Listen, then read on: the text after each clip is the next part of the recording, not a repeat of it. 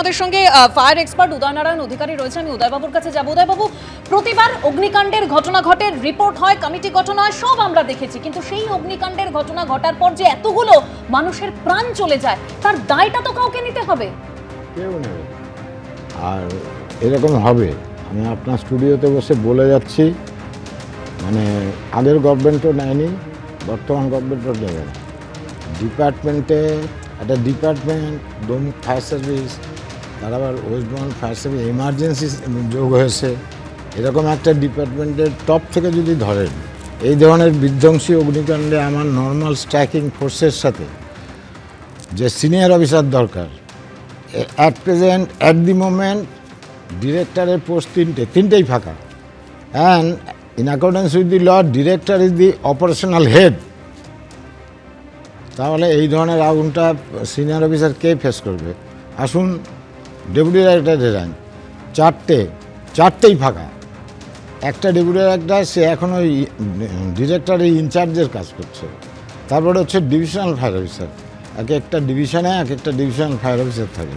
23টা আমাদের এখন ডিভিশন, সব মিলিয়ে 33টা ডিভিশনাল অফিসার, 20টাই ফাঁকা। তাহলে who will lead this fire? সাধারণ কর্মচারী প্লাস গ্রুপ এ অফিসার।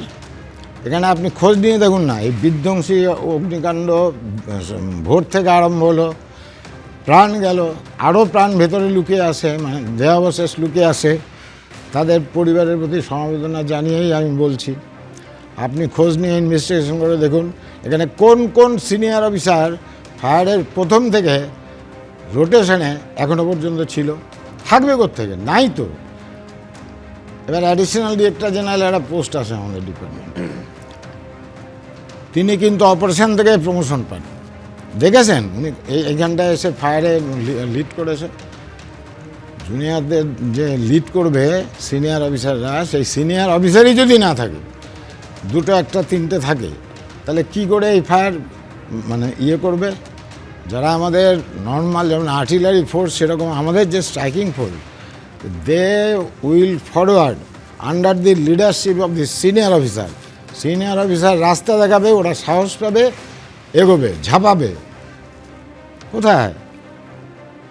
এবার আপনি আইনের দিকে নিয়মিত ফায়ার অডিট হয়, তাহলে সেই অডিটে কি ধরা পড়ে না? ফায়ার অডিট, ওদের ফায়ার অডিট মানে পরিষ্কার পরিচ্ছন্ন হবে।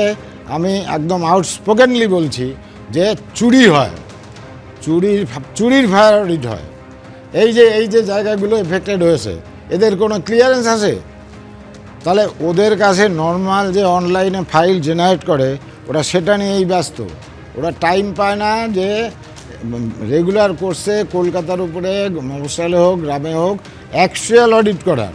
যদি বা অডিট করে, সে অডিটে পয়সা গিয়ে চলে আসে। আমি তো দায়িত্ব নিয়ে বলছি, আপনি খোঁজ নিন। ডেকোরেটারের এফএসসি নাই, মানে ফায়ার সেফটি সার্টিফিকেট নাই, ওই মোমোর ফায়ার সেফটি সার্টিফিকেট নাই, আর নাই তো নাই, ও জীবনে দিতেও পারবে না আইনে। কারণ হচ্ছে ওই দুটোর মধ্যে এক ফোঁটা গ্যাপ নাই। আপনি দেখুন ডেকোরেটার আর ওই মেমোর ফ্যাক্টরির মধ্যে এক ফোঁটা ফায়ার সেফটি গ্যাপ আছে কিনা।